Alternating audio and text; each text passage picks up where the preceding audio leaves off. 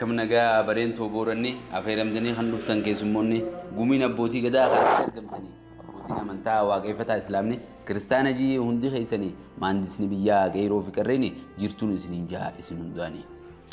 baga jiraattanii maraa agartanii fuulduras naa jiraadhaa balloo fi gammachuuni baga jiraattanii maraa agartanii fuulduras naa jiraadhaa balloo fi gammachuuni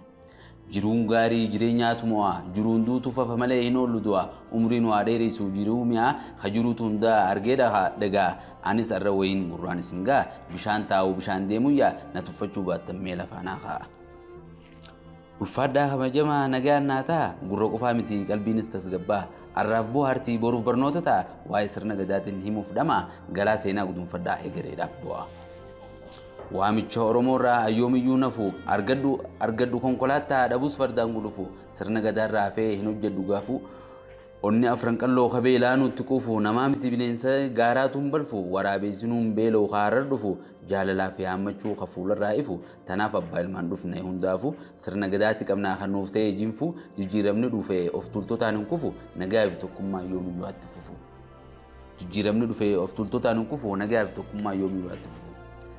Sirna gadaatu tarsiimoo teenya tolcha abbootii gadaatu karaa nu qajeelcha isaanirraa heera baruutu nuuf riqicha boruunuutu dhaalee biyyattiin bulcha bilisummaa teenya gadaatu iticha walitti dhufu tanaatu kunoo nu bareecha bareedina tokkummaa isaan gafticha duudhaa ganamaa isa oromticha siiqqee fi gadaatu walii nu galcha gamtaa mul'ifannaa caachuu fi hallacha hora finfinnee irrattis ni kabajne irreecha anuurraa nafu akka dubbii raacha ni echaatiin eegaa guyyaa ayyaanichaa.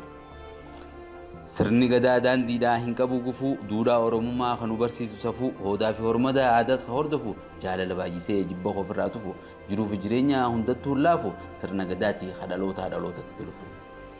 Sirni seera Oromoon itti wal bulchitu sirna gadaatiin oromummaan kan mul'atu kan diinagdeen hortee itti dagaagfattu kan duultee roorroo itti firaa dhorkitu biyyaa biyyee ifii kan itti tiisitu gadaatu qabaa tarsiimoo hammattu kanaaf jabeeffachuun fardiidhaa nu hundattu kanaaf jabeeffachuun fardiidhaa nama hundattu.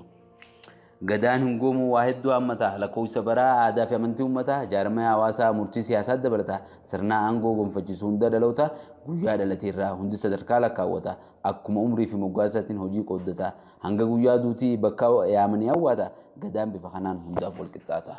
gadaan bifa kanaan hundaa wal qixxaata. Sadarkaan gadaa tokko ganna 8 qaba dabballeedha hunoo umriin inni jalqaba gulantaa kanatti bu'uura safuu barsiifama rifeensi hin aadamu guduruun deema maqaallee kanuma manaatii yaamama hibboo fi maqmaqsaa galgala taphatama firaa fi diina addaan baasuun ni cima gaarii fi hamtuu baruuf itti himama. Dabballeetti aansee sadarkaan jirtu gaammee inni guduruu ture rifeensi haadamee firrii waamamee maqaanis moggaafamee sadarkaan gaammee yoo badhaafame latinsa sanyii hanga 10 yaame mirgaa fi dirqamaa seera leenjifame adamoo fi qonnaa ispoortis shaakalee jabbii tiisee sirbuu fi geerruu yoo eegale roggee filatee kabajnaan ayyaana ijoollee gaammee xixiqqaa ta'uu kunoo namuunaallee.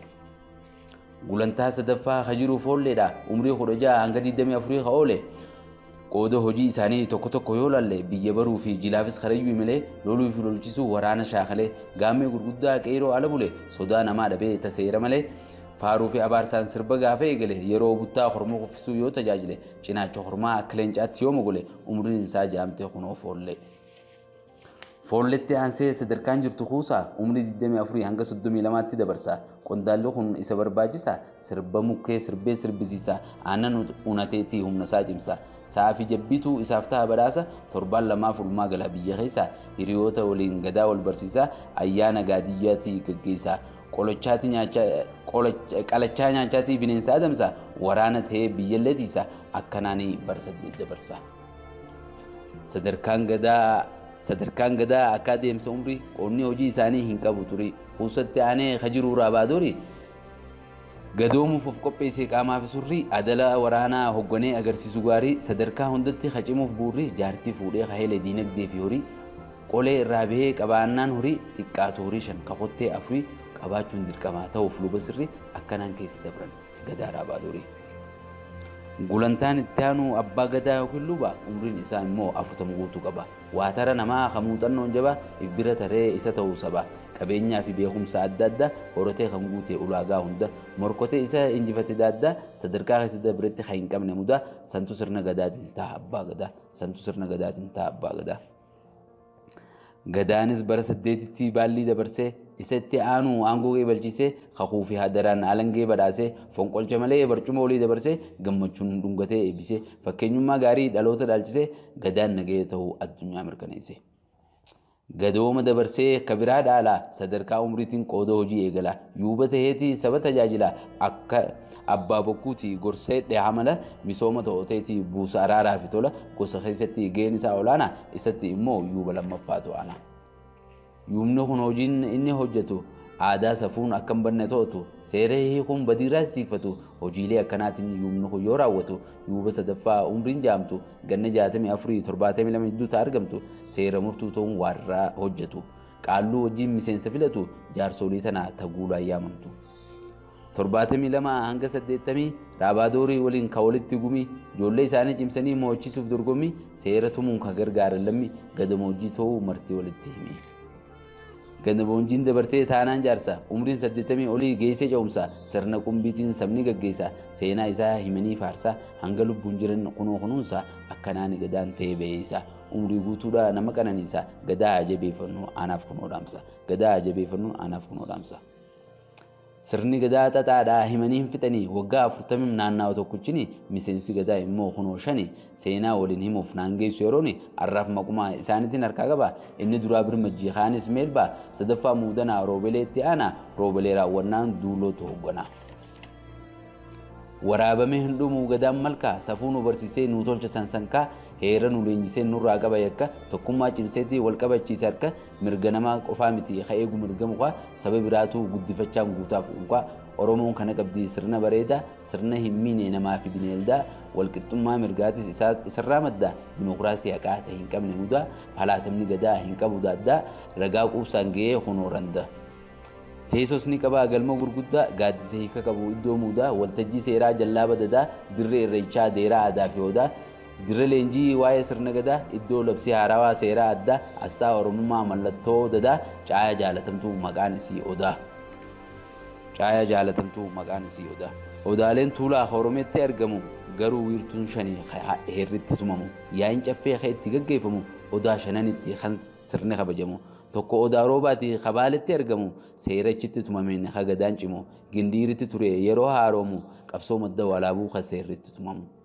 Inni kaan odaa bisilii ka tuquriin cinni seera makoobiliiti ittiin bu'uudinni heerichi tumameen injifannoo argatanii ittiin wal bulchan kunoo Oromoonni. Gadaan cimnaan diinni nurraa cabee Oromoon tokkummaan harka wal qabee addunyaa irratti walitti lallabee ragaadhaan sirna gadaa utubee kanaaf caateef odaan nabee duukaamitti argamaa rabbiitu ol qabee.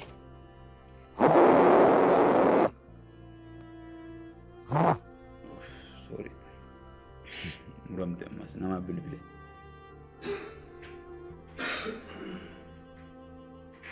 Odaan biraa bulluqii hajiru wallaggaa teessoo ardaa jilaa caayaa mirgaa wiirtuu araaraa madda dhugaa heeraa haqaa qabu ragaa odaa bulluqii bikkee wal argaa. Odaa bultumii inni shanaffaa Harargeetti argamaa lafee lafaa quxusuu odaa kaseenaan hangafaa galfata nyaachuun nurraa fafaa dhaamsi uummata walloo nu duraa ifa arrallee sirni gadaa cimee dhufa Oromoon itti wal bulcheetti dhufa sirni gaarii yoomuu itti fufa gadaa wal bulchineetti taana quufaa sirna gadaa jabeeffadhaa yaa hawaasa dhufa. Gadaan bullaan hin taanu hadiyyoo hundi wal jaalataa akka ilmaanaayyoo booranaas ni jirti gumiin gaayoo muuxannoo isaaniitiin leellifanna kaayoo. Heerri Oromoo kan hin qabne hokkoo malaamaltummaafis hin qabu hokkoo sirna dimokiraasii kan qabu hiikoo sirna waaqaati kan isaa ta'u hirkoo gujisni buunaamee bokkoo gadaatu furaa hunda rakkoo tanaaf nu galmaa'ee ga'ee yuuneeskoo. Bareedu